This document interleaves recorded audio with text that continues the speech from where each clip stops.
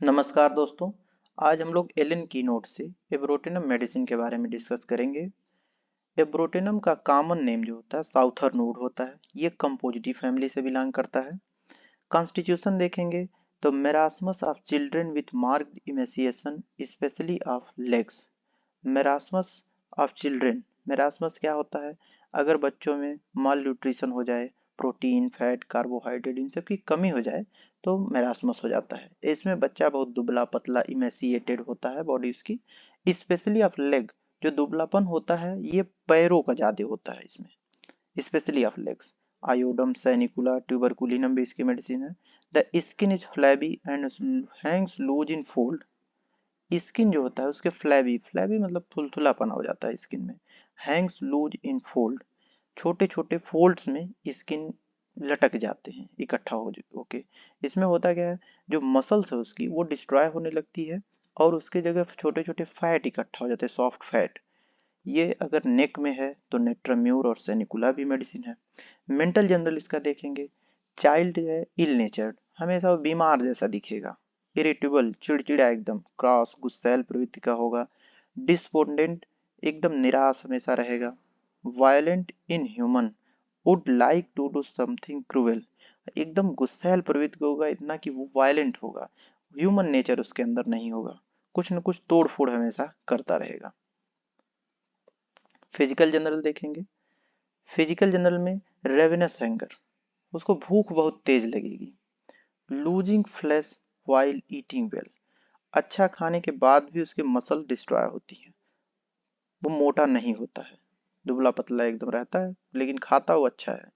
आयोडम नेट्राम्यूट सैनिकुला tuberculinum भी इसकी medicine है।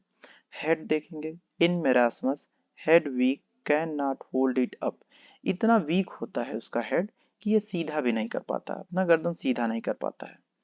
एथ्यूजा भी इसकी मेडिसिन है। फेस, फेस ओल्ड पेल रिंकल्ड, ये बच्चा होता है लेकिन इसका फेस ऐसा लगता है जैसे बूढ़ों वाला फेस हो गया है। पेल पीलापन आ जाता है चेहरे पे। रिंकल्ड झुर्रियां आ जाती हैं। ओपियम भी इसकी मेडिसिन है। जीआईटी देखेंगे, जीआईटी में अल्टरनेट कॉन्स्टिपेशन एंड डायरिया, कभी इसको कॉन्स्टिपेशन होगा कभी डायरिया होगा, एक नहीं होता, कभी डायरिया कभी कॉन्स्टिपेशन, इसका अल्टरनेट करता रहता है। लिंटेरिया, लिंटेरिया क्या होता है? लिंटेरिया में वो है कि जो अनडाइजेस्टेड फूड पार्टिकल्स उसके स्टूल से आते हैं, अच्छे से उसका जो खाता है वो अच्छे से डाइजेस्ट नहीं होता है, इस वजह से छोटे छोटे फूड पार्टिकल्स उसके स्टूल में आते रहते हैं। एक्सट्रीमिटीज देखेंगे, एक्सट्रीमिटीज में painful contraction of limbs from cramps और फॉलोइंग कोलिक, उसके पैर में क्रैम्प्स की वजह से बहुत ज़्यादा पेन होते हैं ये, और उसके बाद पेट में ऐंठन भी होता है उसको। Rheumatism, rheumatism auto immune inflammatory condition है। Rheumatism for the excessive pain before swelling commence, swelling start होने से पहले बहुत ज़्यादा इसको पेन होता है रूमेटिज्म में। फ्रॉम सडनली चेक्ड डायरिया और अदर सिक्रीशन, कोई भी या तो डायरिया या तो कोई भी बॉडी का सिक्रीशन है उसके बंद होने की वजह से रूमेटिज्म स्टार्ट हो जाए, तो ये बहुत अच्छा एब्रोटेनम काम करता है उसमें। अल्टरनेट विथ हीमोराइड विथ डिसेंट्री, कभी इसको हीमोराइड होगा कभी डिसेंट्री होगी, कभी डायरिया बंद हो गया तो रूमेटिज्म हो गया, इस तरह से ये अल्टरनेट होता रहता है। गाउट में देखेंगे, gout joint stiff swollen with prickling sensation, wrist and ankle joint painful and inflammation। Rheumatism जो था ऑटो इम्यून इन्फ्लामेटरी कंडीशन था, लेकिन गाउट इन्फ्लामेटरी कंडीशन है। जॉइंट जो होता है स्टिफ, एकदम टाइट हो जाते हैं जॉइंट। swollen, स्वेलिंग हो जाता है, with prickling sensation, prickling sensation का मतलब है उसमें ऐसा लगता है कि कांटा चुभा रहा है, सुई चुभोने जैसा सेंसेशन उसमें होता है।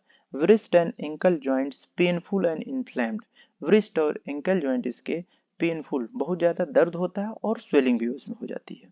वेरी लैम एंड सोर ऑल ओवर, पूरी बॉडी इसका एकदम दर्द से भर जाता है, मतलब कहीं भी हम हर जगह इसको दर्द होता है। वेरी लैम एंड सोर ऑल ओवर, पूरी बॉडी में इसको पेन होता है।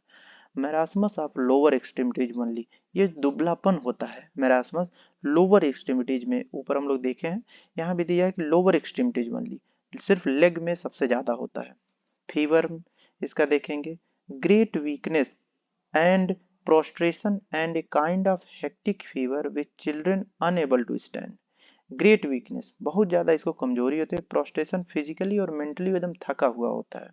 प्रोस्ट्रेशन का मतलब फिजिकली एंड मेंटली एकदम वो थक जाता है, थका हुआ लगता है। And a kind of hectic fever, hectic fever क्या होता है?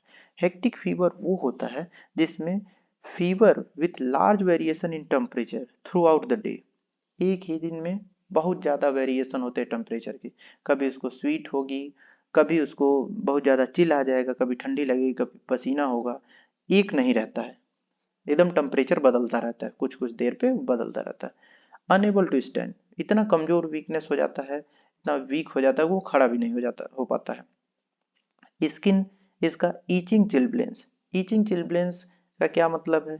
अगर कोल्ड में बहुत ज़्यादा ठंडी में जाने के बाद स्किन पे छोटे छोटे पैचेज अगर बन जाए, स्किन पे छोटे छोटे पैचेज, तो वो ईचिंग चिलब्लेंस कहलाता है।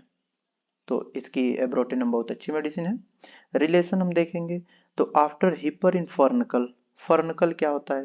हेयर फॉलिकल्स हैं, उसके रूट के सराउंडिंग जो टिश्यू होते हैं उसमें अगर एब्सेस हो जाए, ये होता क्यों है? स्टेफाइलोकोकल इन्फेक्शन की वजह से अगर स्किन एब्सेस हो जाते हैं तो उसे फर्नकल कहते हैं। हेयर फॉलिकल्स के रूट में होता है ये। हीपर सल्फर के बाद अगर इसको एब्रोटेनम देंगे, बहुत अच्छी मेडिसिन है इसमें।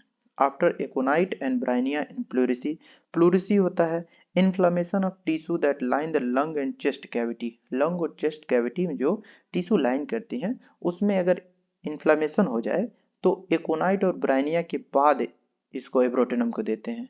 When A pressing sensation remains in affected side impending respiration, जिस साइड में अफेक्टेड जो साइड है उसमें सांस लेने पर प्रेसिंग सेंसेशन होता है, ऐसा लगता है उसे कोई दबा रहा है, तो इसमें एब्रोटेनम बहुत अच्छी मेडिसिन है। Thank you.